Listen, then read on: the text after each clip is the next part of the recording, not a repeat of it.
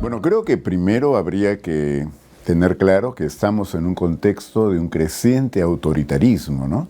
Un autoritarismo que tiene como particularidad en el Perú que proviene del Congreso de la República, pero que se reproduce también en este momento en el Ejecutivo y en otras instancias del Estado que han sido progresivamente copadas. Claro, cada cual con una función diferente.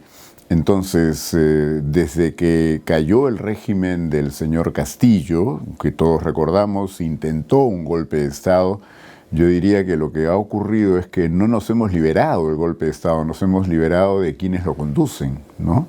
Mejor dicho, hemos cambiado a quienes conducen esta afectación a la institucionalidad democrática. El Congreso lo que ha hecho entonces es avanzar decididamente en controlar Tribunal Constitucional, en controlar la Defensoría del Pueblo, en iniciar contrarreformas en sectores importantes como el de educación, por ejemplo, y prácticamente desaparecer a la SUNEDU, y dar una serie de medidas que ciertamente están lejos de beneficiar al país, pero son medidas que benefician a grupos de poder y también incluso en varios casos a organizaciones criminales. Por eso es que diríamos que la alianza que se produce en el Congreso de la República, que reúne por un lado a Perú Libre y por otro al Fujimorismo, para no hablar de todas las organizaciones allí representadas, no tiene un contenido político tanto como un contenido que está basado en los intereses que cada cual quiere proteger o que quieren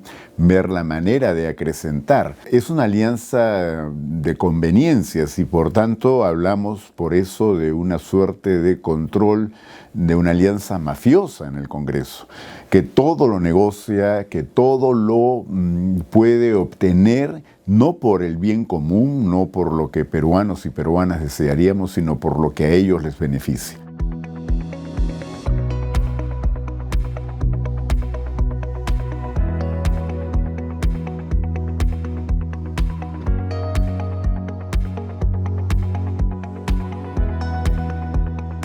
En este contexto, entonces, han habido varios proyectos, pero aquellos sobre los cuales en estos días estamos discutiendo tienen que ver con estos verdaderos engendros, ¿no? Porque en esta afectación a la institucionalidad democrática se puede llegar pues a límites que antes no hubiéramos sospechado que era posible discutir.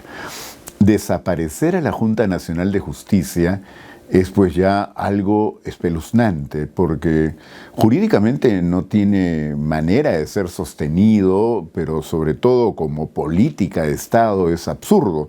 La democracia se basa en la separación de poderes, en el equilibrio de poderes, en el control que se ejerce sobre cada una de las organizaciones que son puntales en el Estado, todas ellas diseñadas en la Constitución.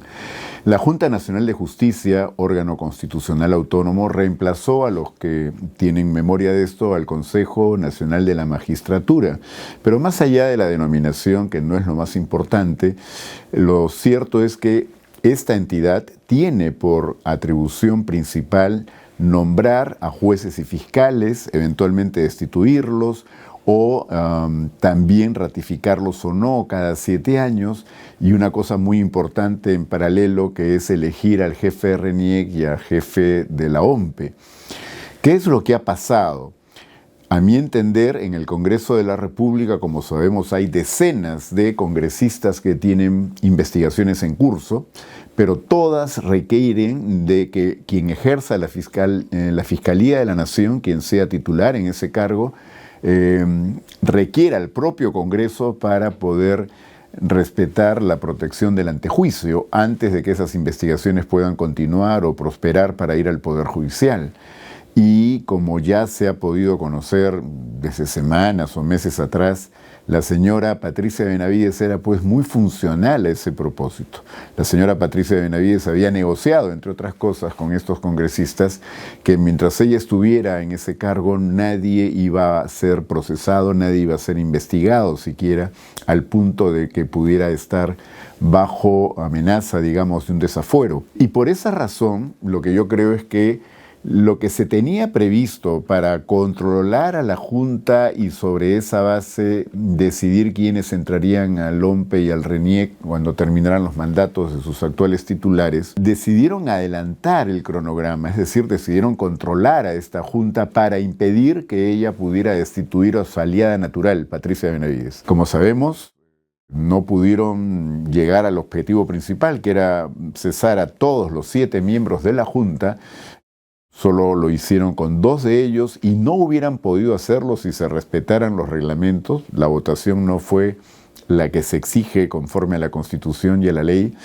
Y tampoco hubieran podido mantener eso porque los magistrados Tello y Vázquez lograron una medida cautelar en el Poder Judicial. Pero claro, el tribunal que ahora funciona para servir al Congreso de la República, el Tribunal Constitucional, hizo que esa medida cautelar que les había sido concedida no pudiera continuar ejecutándose. Allí se pensó que ya no iba a haber posibilidad de que la señora Patricia Benavides pudiera ser sancionada como correspondía. Por razones que ya no toca explicar ahora, este hecho sí se produjo, esto los ha sorprendido. La dificultad con la que se encontraron para poder capturar por completo a la Junta llevó a una idea todavía, digamos, mucho más temeraria. Precisamente y más bien extrañamente promovida por una ex fiscal de la Nación, la señora Echaiz, que es la de crear esta Escuela Nacional de la Magistratura y sobre esa base ya extinguir, ¿no es cierto?, a la actual Junta Nacional de Justicia y que esta escuela entonces se dedique solo a jueces y fiscales, a su nombramiento, eventual destitución, promoción o confirmaciones, y que la decisión de quién va al OMPE o a ser titular de la OMPE y a ser titular de RENIEC pase al Senado de la República, ahora que ya crearon con la modificación constitucional que hicieron un Congreso bicameral y ahora vamos a tener un Senado.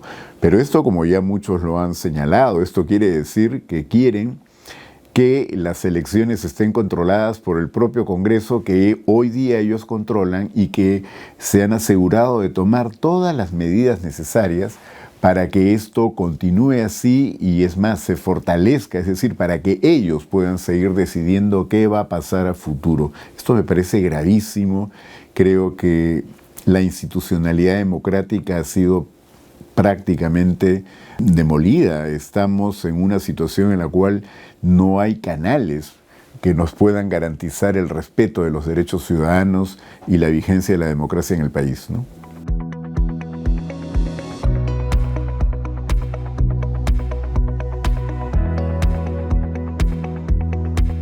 Bueno, eso ya es francamente, ahí sí con toda literalidad, un engendro, ¿no?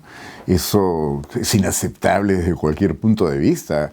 Lo que está claro es que lo que se busca es impedir que la Junta de Fiscales Supremos o que los fiscales supremos en estos momentos que se están tratando de recomponer después de la reciente salida de la señora Patricia Benavides, no continúen investigando, como sabemos que lo están haciendo, a estos congresistas que querían ser digamos, protegidos, ¿no es cierto?, para que no haya posibilidad de que sus investigaciones prosperen y llegaran al Poder Judicial. El señor Soto es uno de ellos, de manera que no debe extrañarnos que promueva, pero el problema es de que tiene respaldos, pues.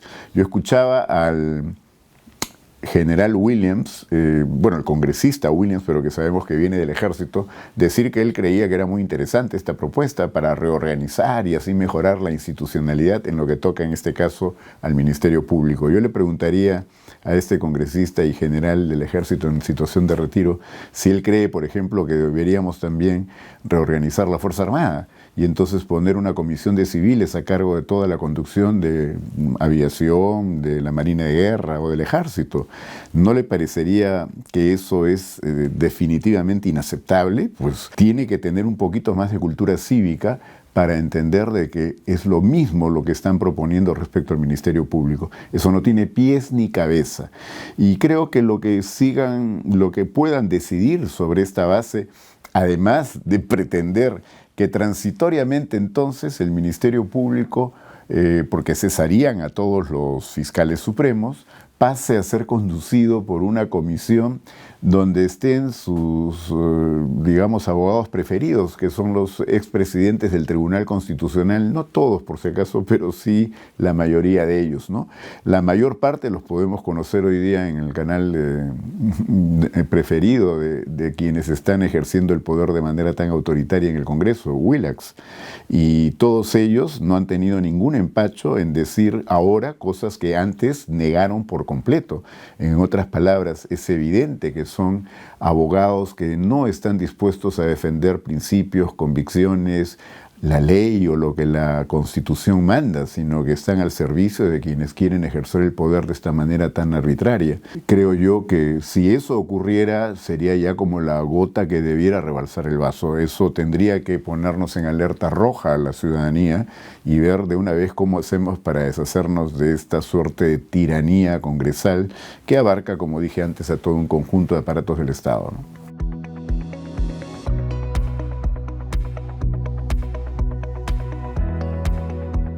Bien, yo creo que no solo la amenazan, porque claro, todavía no han copado todo, pero ya la están afectando esta autonomía, esta independencia, ¿no? Más aún cuando tenemos algunas conductas que yo calificaría sinceramente como sospechosas, ¿no? ¿Qué hace un presidente del Poder Judicial aceptando una condecoración el 1 de mayo en Palacio de Gobierno a la señora Dina Boluarte, cuando ella más bien pronto probablemente va a pasar por el Poder Judicial?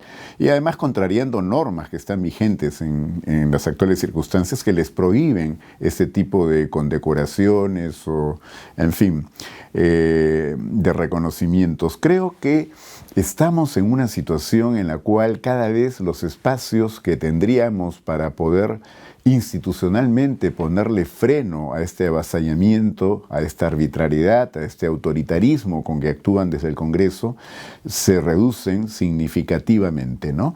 Ya el sistema electoral viene siendo objeto de un ataque permanente. Recordemos desde que al finalizar las elecciones del 2021 levantaron la bandera del fraude con todo cinismo, sabiendo perfectamente que no tenían nada que pudiera probar, que pudiera por lo menos sustentar mínimamente aquello que pretendían convertir en una verdad.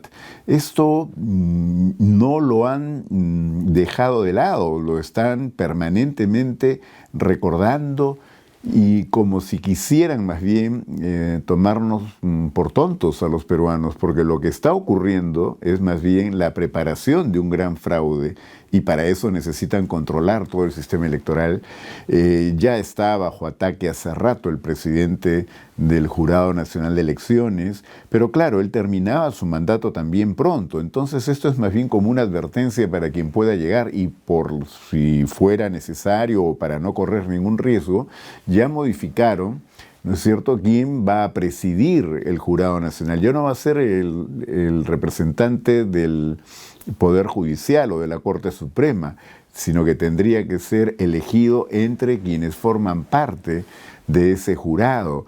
Y hoy día el control que están teniendo del aparato estatal, que viene a ser casi absoluto, les garantiza que van a poder decidir lo que sea necesario y conveniente a sus intereses en ese jurado, y al mismo tiempo lo que necesitan controlar RENIEC e INPE, bueno, han impedido, eso sí, con los ataques que han hecho a la Junta Nacional de Justicia, que se pueda renovar el mandato, que era lo que se esperaría, ¿no es cierto?, del jefe de la OMPE y de la jefa de la RENIEC. Han impedido que estos procesos puedan continuar. Y, curiosamente, la apuesta A es la iniciativa de la congresista Echaíz para modificar la Constitución y desaparecer la Junta Nacional de Justicia, pasándole estas atribuciones al Senado de la República, como hemos dicho antes. Pero la apuesta o el plan B es que si por alguna razón no consiguen modificar la Constitución, son 87 votos en esta legislatura que termina dentro de 3 días, y la legislatura de agosto, que se inicia en agosto próximo, bueno, entonces lo que ya ha hecho el defensor del pueblo, que yo lo llamo más el defensor del Congreso para sincerar las cosas, ya convocó a la comisión especial que tiene que elegir a los nuevos miembros de la Junta Nacional de Justicia. En otras palabras, si no llegan a disolver, a prácticamente cancelar la Junta Nacional de Justicia para sustituirla por esa cosa que llaman la Escuela Nacional de la Magistratura. Entonces van a poder controlar la Junta y a quienes van a designar para reemplazar a los actuales miembros, ¿no? ¿Por qué razón? Porque, a ver, ¿quién va a formar parte de la comisión especial? El propio defensor del Congreso, que es el que ya los convocó. También va a estar la rectora de San Marcos, que es una congresista más para todo efecto práctico. Desde hace tiempo se ha podido conocer cuál es su posición en esta situación. Está el presidente del Tribunal Constitucional, que despacha en el Congreso antes de ver qué es lo que tiene que resolverse tanto en el tribunal como lo que tiene que declarar, ¿no es cierto? Y tenemos también, pues, como dije antes, un presidente del Poder Judicial que no tiene empacho en ser condecorado por la presidenta Boluarte, y un Contralor General de la República que, como sabemos, le han ampliado el mandato porque ya venció su mandato, que es el más extenso en el gobierno o en el Estado peruano, 7 años, ¿no es cierto? Pero lo ha hecho el Congreso hasta que el Congreso decida reemplazarlo. En otras palabras, ¿cuál es la independencia del Contralor General en esta situación? Bueno, todos ellos van a formar parte de la comisión especial que tendrá que elegir a los nuevos miembros de la Junta Nacional de Justicia.